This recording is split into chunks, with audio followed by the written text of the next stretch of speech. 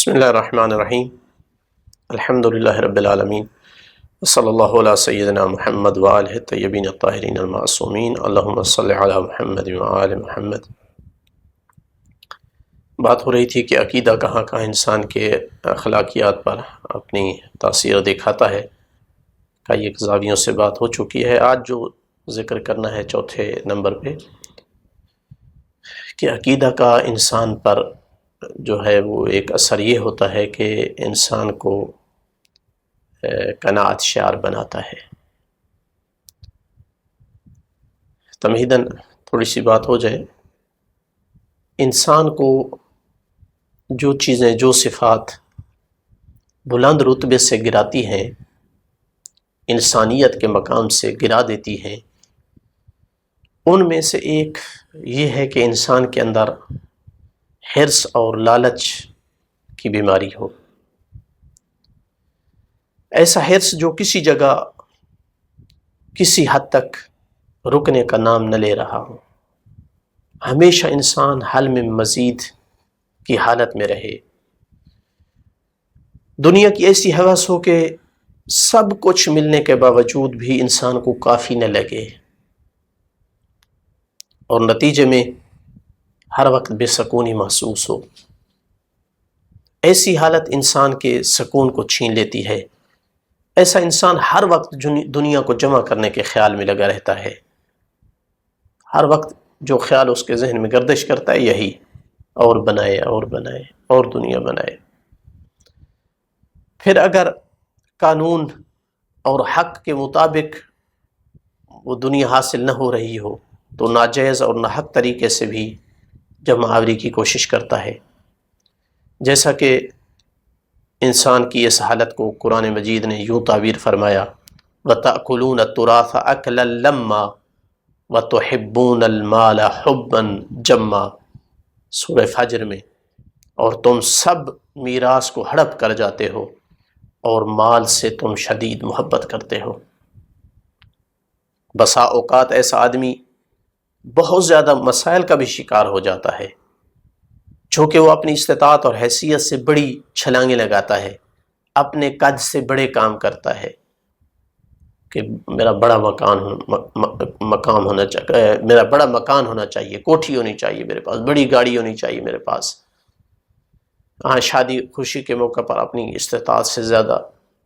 اخراجات کرتا ہے، تو نتیجے کے طور پر دنیا کا مقروض ہو کر کے رہ جاتا ہے۔ پھر فراڈ اور دھوکے سے کام چلانا چاہتا ہے، کہیں سے مال حرام مل رہا ہو تو اس کو نہیں چھوڑتا ہے، تو دنیا اور آخرت کا خسارہ ایسے آدمی کا نصیب ہو جاتا ہے، عزت تباہ ہو جاتی ہے، آخرت تباہ ہو جاتی ہے۔ ایسا انسان کسی کا بھی مخلص دوست نہیں ہوتا ہے، ہمیشہ اپنے ہی مقصد کو وہ آگے رکھتا ہے، وہاں تک وہ دوستی کرتا ہے کسی سے جہاں تک اسے کوئی فائدہ پہنچ رہا ہوتا ہے یا پہنچنے کا امکان ہوتا ہے۔ اسی وجہ سے روایات میں ایسی ہوس اور لالچ رکھنے والے بندے سے دوستی سے منع کیا گیا ہے، اور اس کی بعض روایت میں وجہ بیان کی گئی ہے کہ وہ 2 کوڑی کے بدلے بھی آپ کو بیچ ڈالے گا، کہیں بھی اس کو کہیں سے مال مل رہا ہوگا تو آپ کو بیچ دے گا۔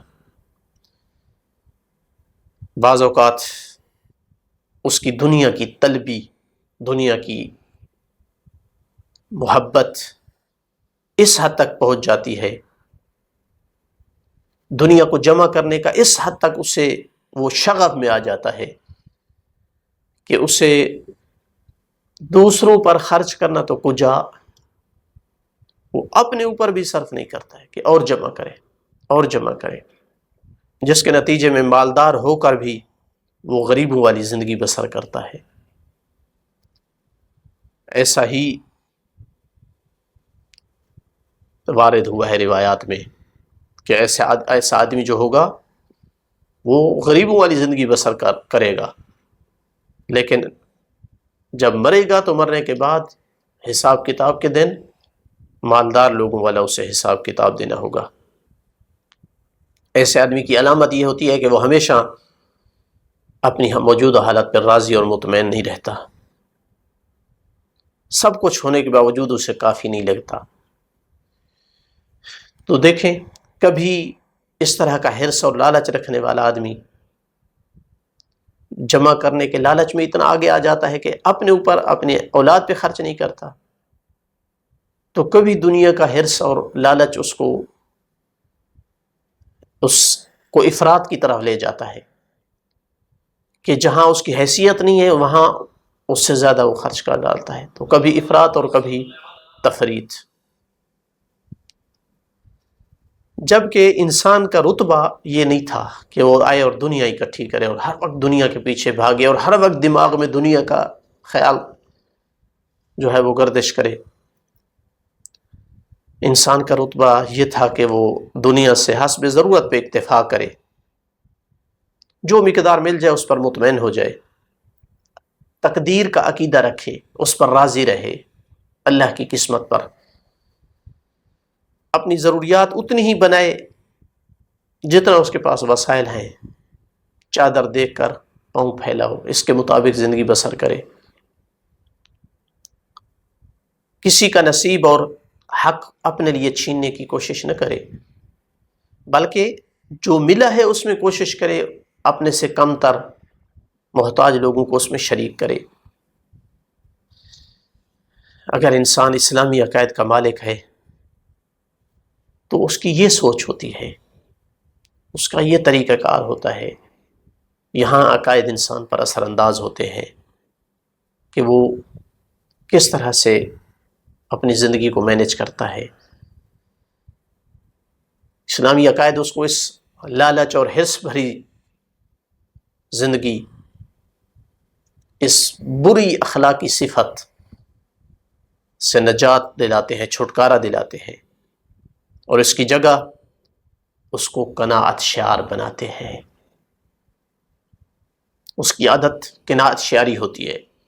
چونکہ وہ دنیا کو صرف جینے کے لیے حاصل کرتا ہے، چونکہ زندہ رہنا ہے تو یہ ضروریات ہے، دنیا کو دنیا کے لیے وہ اکٹھا نہیں کرتا ہے، ورنہ تو اس کی نگاہ میں دنیا کی اہمیت نہیں ہے، چونکہ وہ جانتا ہے کہ پروردگار نے، اس کے خالق نے اس کو دنیا میں آزمائش کے لیے بھیجا ہے، اس کا گھر دنیا نہیں ہے، اس کی حقیقی منزل جنت ہے۔ اس لیے کہ دنیا کی اگر کوئی اہمیت ہوتی تو اللہ کے دشمن بھوک اور پیاس سے مر جاتے۔ اگر تھوڑی سی بھی دنیا کی اہمیت ہوتی، وہ اپنے دشمنوں کو عطا نہ کرتا۔ تو اتنی بے وقعت ہے یہ دنیا کہ خالق کون و مکان فرماتا ہے وَلَوْلَا أَن يَكُونَ النَّاسُ أُمَّةً وَاحِدَةً لَجَعَلْنَا لِمَن يَكْفُرُ بِالرَّحْمَٰنِ لِبُيُوتِهِمْ سُقُفًا مِّن فِضَّةٍ وَمَعَارِجَ عَلَيْهَا يَظْهَرُونَ۔ اگر سب لوگ ایک ہی طرح کے نہ ہوتے، یعنی ان سب کا جذبات کا احساس نہ ہوتا، تو ہم رحمان کا انکار کرنے والے یعنی کافروں کے گھروں کی چھتیں اور سیڑھیاں جن پر وہ چڑھتے ہیں چاندی کی بنا دیتے۔ یعنی اتنی بے وقعت ہے دنیا، ہم دشمن کو اتنی دنیا دیتے۔ رسول اکرم صلی اللہ علیہ وسلم نے بھی فرمایا کہ الدنیا سجن للمؤمن و جنت للکافر۔ مومن کے لیے دنیا قید خانہ ہے، پابندیاں ہیں، کافر کے لیے جنت ہے۔ تو صحیح عقیدہ رکھنے والے آدمی کو معلوم ہوتا ہے کہ یہ دنیا عارضی گھر ہے اور اس میں بس اتنا ہی لینا ہے جس سے گزارا چل جائے، اس سے زیادہ اس کے پاس آئے تو وہ دوسروں کو شریک کرنے کی کوشش کرتا ہے، اپنی فیملی کو جہاں آسائش دیتا ہے وہاں غرباء پر خرچ کر کے راہ خدا میں رضائے خدا کو خریدتا ہے۔ اپنی موجودہ حالت پر ایک صحیح عقیدہ والا آدمی مطمئن رہتا ہے، وہ اپنے حصے میں آنے والے مال کو اپنے مالک کی تقسیم سمجھتا ہے، جس وجہ سے وہ کبھی اپنی موجودہ حالت پہ پریشان نہیں ہوتا۔ اور یہ بات بھی واضح ہونی چاہیے کہ ایک آدمی کی زندگی اتنی ہی خوشگوار ہوتی ہے، اتنی ہی اطمینان بھری اور سکون والی ہوتی ہے جتنا ایک وہ دنیا کے حرص اور ہوس سے جان چھڑا لیتا ہے، جتنا ایک وہ قناعت اور کفایت شعاری کو اپنی عادت بناتا ہے۔ بعض روایات کے مطابق اس کفایت شعاری والی زندگی ہی وہ خوشگوار زندگی ہے جو اللہ اپنے کسی محبوب کو عطا کرتا ہے۔ قرآن مجید میں سورہ نحل میں فرمایا فَلَنُحْيِيَنَّهُ حَيَاةً طَيِّبَةً کہ ہم اس کو حیات طیبہ خوشگوار زندگی عطا کریں گے، یعنی اس کو کفایت شعار بنائیں گے، قناعت شعار بنائیں گے، جو کچھ ہوگا اس کو کافی سمجھے گا، اسی میں انسان کا اطمینان ہے۔ اور قرآن مجید میں بڑے عجیب لفظوں میں اس حالت کو بیان کیا ہے، فرمایا اولئک هم المفلحون من یوق شح نفسہ فاولئک هم المفلحون۔ تم جانتے ہو کہ مفلح کون ہوتا ہے، کامیاب لوگ کون ہوتے ہیں؟ پس وہی لوگ کامیاب ہے۔ کون؟ من یوق شح نفسہ، جو نفس کے بخل سے، حرص سے بچ گیا ہے، جس کی جان چھوٹ گئی ہے اس لالچ، اس بخل، اس کنجوسی سے، تو وہ کامیاب لوگ ہیں۔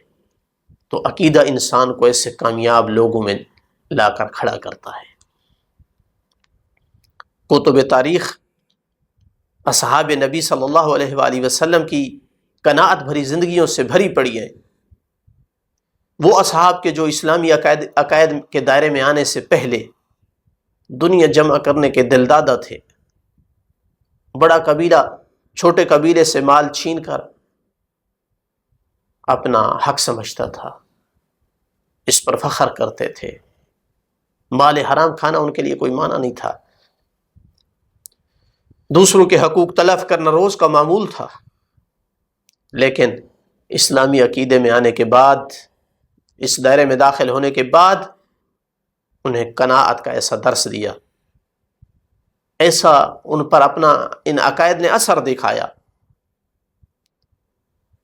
کہ بجائے اس کے کہ اب وہ دوسروں کا مال چھینے، اپنا مال دوسروں میں بانٹنا شروع کر دیا۔ انصار مدینہ نے اپنے مال کو آدھا اپنے لیے لیا، آدھا اپنے مہاجر بھائی کے لیے تقسیم کر دیا۔ پھر ان کفایت شعار، قناعت، مجسم قناعت شخصیات جو سامنے آئیں، علی ابن ابی طالب کی ہستی ہے، جنہوں نے تمام تر زندگی کفایت شعاری سے گزاری، جس کے بارے میں خود فرماتے ہیں الا وان امامکم قد اکتفی من دنیاہ بتمرہ ومن طعمہ بقرصہ۔ جان لو تمہارے امام نے دنیا سے 2 پرانے کپڑوں اور 2 روٹیوں پہ گزارا کیا ہے۔ اسی طرح مثلاً جو صحیح سچے مسلمان بنے، انہوں نے کفایت شعاری سے کام لیا، جو ہوا اس پہ، جو مل گیا اس پہ راضی رہے، اگر کسی ٹائم نہیں بھی ملا تو پھر بھی زندگی مطمئن ہے۔ جناب سلیمان کی زندگی اٹھا کر کے دیکھیں، جناب ابو ذر کی زندگی اٹھا کر کے دیکھیں، قناعت شعاری کا درس دیتی ہیں ایسے لوگوں کی زندگیاں۔ بعض کتب میں لکھا ہے کہ جناب ابو ذر مہمان ٹھہرے جناب سلیمان کے، تو مہمان نوازی کے لیے صرف خالی روٹی تھی، وہ پیش کی، تو جناب ابو ذر کہتے ہیں کہ کاش اس کے ساتھ اگر نمک ہوتا تو روٹی اچھی کھائی جاتی۔ جناب سلیمان کے پاس نمک نہیں تھا، اپنی چادر ابا کسی یہودی کے ہاں گروی رکھی اور وہاں سے نمک اٹھایا، جناب ابو ذر کو پیش کیا، تو خالی نمک سے روٹی لگائی اور کھائی۔ روٹی کھانے کے بعد کہتے ہیں الحمدللہ، اللہ کا شکر ہے جس نے ہمیں دنیا میں زاہد بنایا ہے کہ ہم اس طرح سے بھی کھا کر کے اللہ کا شکر کر رہے ہیں۔ تو جناب سلیمان کی کفایت شعاری اور زہد کو دیکھیں کہ فرماتے ہیں کہ اگر واقعاً ابو ذر آپ زاہد ہوتے تو مجھے اپنی ابا یہودی کے ہاں گروی نہ رکھنی پڑتی۔ اس طرح مراتب تھے کہ جناب ابو ذر جیسی زہد بھری زندگی، کفایت شعاری کی زندگی سے بھی اللہ جانے کتنے بلند جناب سلیمان کی کفایت شعاری ہے، ان سے کتنی بلند امیر المومنین امام المتقین کی زندگی ہے۔ تو یہ صحیح عقیدے کا ہی اثر تھا کہ انسان باقی دنیا کی طرف نگاہ اٹھائے بغیر، اس کی پرواہ کیے بغیر کہ دنیا کے پاس کیا کچھ ہے، کیا کچھ جمع کر لیا ہے، وہ اپنی حالت پہ مطمئن رہتا ہے۔ الحمدللہ رب العالمین، وصلی اللہ علی سیدنا محمد وآلہ الطیبین الطاہرین۔